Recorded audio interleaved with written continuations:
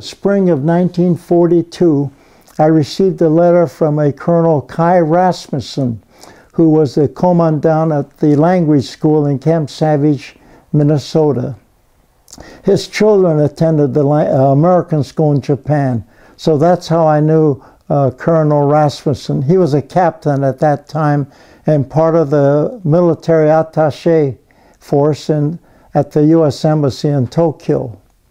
And he had written a letter to me saying that when you graduate in June of 1943, we want you to come to the language school here at Savage. The language school is set up to learn Japanese customs, Japanese military terms, anything to do with Japanese military. I knew about the customs. That's why it was easy for me, that part. But the Japanese characters and all that, I was very, very weak. But then all of us were teamed up with another fellow. And the fellow that I was teamed up with was an expert in Japanese, and I was the expert in English. I guess the only time that the Nisei soldiers faced discrimination was when we graduated from Camp Savage. If you were a Caucasian, you became a second lieutenant. If you were a Nisei, you became a sergeant. But nobody gave it a second thought in those days.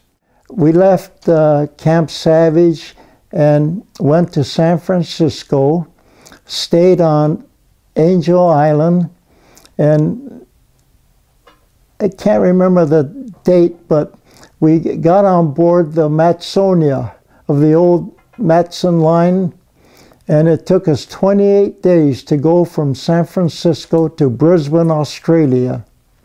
We zigzagged across the Pacific solo. We landed in Brisbane, Australia in February of 1944. We were part of ATIS, Allied Translator and Interpreter Service. There were about 200 in our camp in Indooroopilly, which was about 15 miles outside of Brisbane, Australia. The Nisei translated enemy documents. They intercepted radio messages, and this General Willoughby, he was on General MacArthur's staff, said that without the Niseis, the war would have extended for 1 year or two. Early on, they told me that since I had lived in Tokyo for 4 years, I had a natural affinity with the Japanese troops. So they took me out of translation and put me in interrogation. My technique, shall we say, I didn't smoke, so I had a lot of cigarettes to give to prisoners of war. They all liked chocolate, tropical chocolate, and I never had any problem with any prisoner of war who was being interrogated. And while the war was on, I know for a fact that these prisoners of war were very frightened. They were actually scared of the American troops. So when they came across me, who spoke Japanese to them, you could see them breathe a sigh of relief, saying, "Oh my goodness, they can understand, this guy can understand me." So I treated them with fair and square and with compassion, because after 4 years in Tokyo, I knew again that I'd be walking down the streets of Ginza sometime in the future. When I was on the island of New Guinea, a fellow came by and I heard him say, "I'm looking for a fellow named George Shimizu." And my buddy said, "Oh, that's George over there." And this gentleman came over and he was wearing officer's uniform, but no insignia or no bars or nothing. And he said, "My name is such and such, and I'm from the International Red Cross in Switzerland." And he says, "George, I have a letter for you from your parents in Tokyo, Japan." They didn't know I was in the Army. They had no way of knowing. We left later on in 1944 and went to Leyte, and then from Leyte we went to Mindanao, and that's where I was when the war ended. I was in the hospital in early September. What happened was that I went to sick call and I had 103.8 temperature. And the fellow at sick call said, "Hey, Sergeant, you're too sick for me to look at. You got to go to a bigger hospital."